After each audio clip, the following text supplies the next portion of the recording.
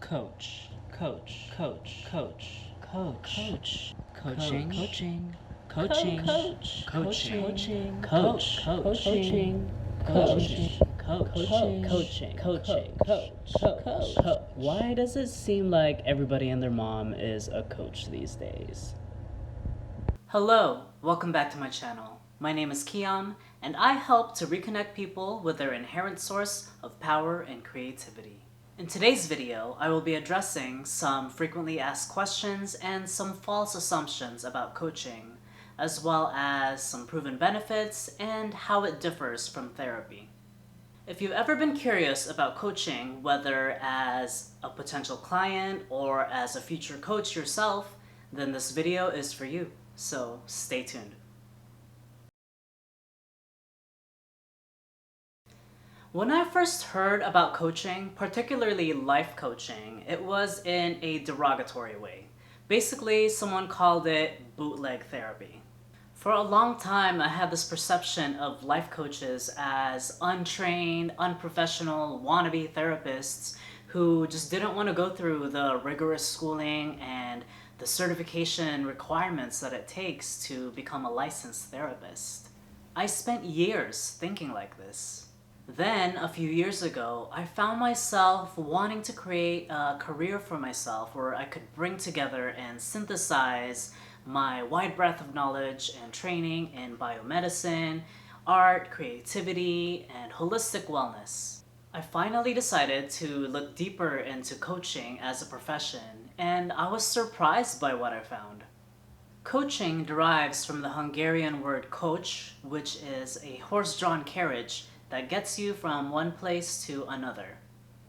In the 1830s at Oxford University, coach became a slang for a tutor who carried a student through an exam.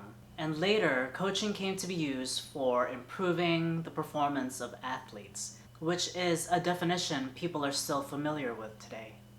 If you watch sports, even just in passing, then you're familiar with coaches who train with athletes and give them pointers and motivate them to become the best that they can be.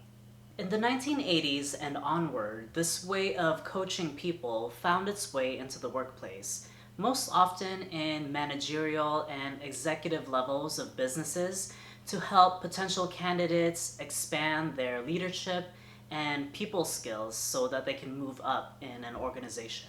I have to apologize here for two things. One is for my use of stock photos. I really find them as laughable as anybody else, but I really wanted to inject some imagery here of people of color thriving, because that's something that I think we don't really see enough of, especially in the health and wellness industry.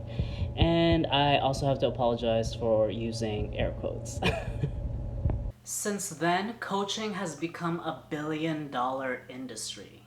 There are now coaches in every field and discipline, ranging from small businesses to the arts, health and education, and even the home.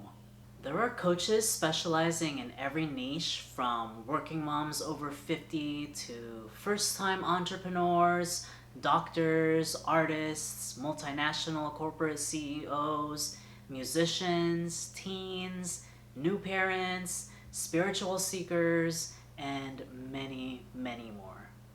So, what do all these different types of coaches have in common? Well, first of all, coaches work with clients, either one-on-one or in a group, as a mutual partner in the client's growth process. Unlike other fields like consulting and therapy, the coach isn't normally seen as the expert who knows more than the client. Instead, the client is seen as being the experts in their own lives, and the coaches are there to help the client bring out their best self through deeply listening and asking powerful questions. They help clients find their own answers by providing some frameworks and strategies so that the client can get to the core of their vision. Then they work on outlining the steps and setting up the support system and accountability that the client will need to get there. Coaching relationships can vary from 1 to 2 sessions, 3 to 6 month commitments, or mentorships that can last years or even decades? So, back to the question of can anybody be a coach? The short answer is yes. There aren't any state or national licenses that coaches have to take, but there are organizations like the International Coaching Federation or the ICF, which are working to define the industry standards internationally for coaches. So, a good training program is going to have those as part of their curriculum. And personally, I am in a Master's of Science in Health and Human Performance program with a coaching certificate, and the ICF competencies are built into our training. So I just wanted to put that out there. Now, here's where coaching really differs from therapy. In a therapy session, a client is guided to unpack and reflect on their past in order to identify the root causes of the behavioral and thought patterns that might be influencing their present day. More importantly, therapists are legally qualified to treat mental and emotional dysfunctions and pathologies like substance abuse and depression, whereas coaches are not. There's a very clear differentiation in the roles between the therapist and the client, and the therapist is considered the expert in this situation. They also don't intrude while the client is speaking in order to be a more objective observer. Coaches, on the other hand, are on a much more even level with the client, and they're able to generally share their intuition, their thoughts and feelings, and share their truth as it applies to the client's process. The underlying assertion in coaching is that the client is naturally creative, resourceful, and whole, capable of finding answers, capable of choosing, capable of taking action, capable of recovering when things don't go as planned, and especially capable of learning. Coaches do not focus on fixing the client or even really unpacking their past. They are much more concerned with clarifying the client's vision for their future and exploring the present reality in relation to those goals. So, what are the benefits of coaching? What can coaching do for you? Coaches work with you to create a safe container where you can feel truly seen and heard, and for your goals to be clarified and affirmed and validated. Coaches are also able to hold space for you in a way that your bestie might not be able to, because they're trained to really pay attention and really listen to what's happening underneath the surface of what you might be saying. They can read between the lines, essentially. And this is a form of emotional labor, and just like any other labor, should be paid. And this is what coaches get paid to do, right?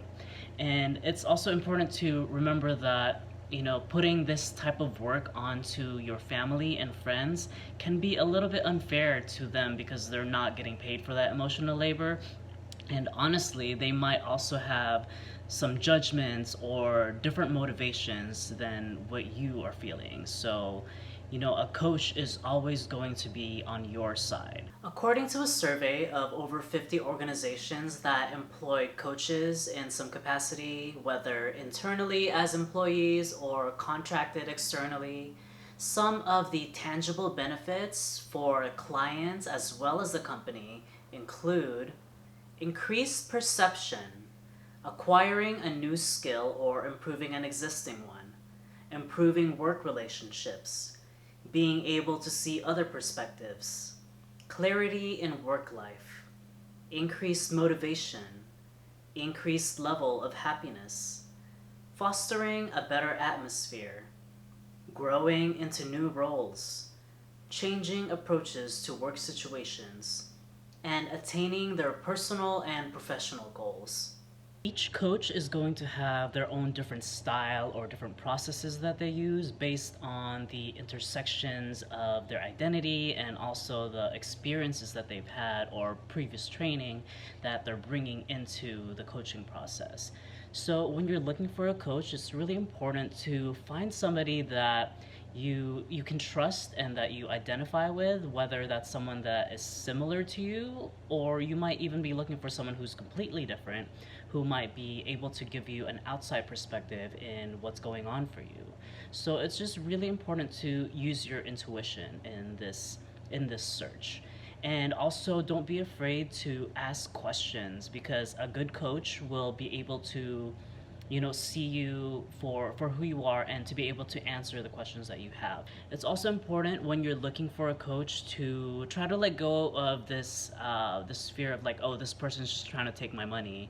Because if you're feeling that, then one, you may have some deeper work to do for yourself around your money issues, and also maybe that coach just isn't for you. So, find someone else who you resonate with on a deeper level.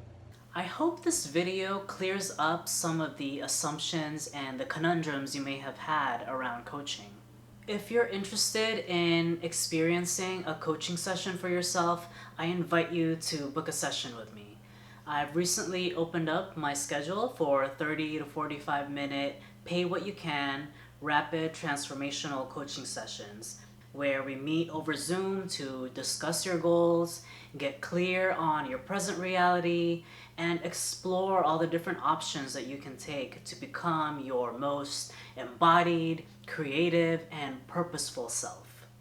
You can also follow me on Instagram at Mahal Healing Arts and at I Am Kiam, where I regularly post my artwork and resources on healing, creativity, and empowerment.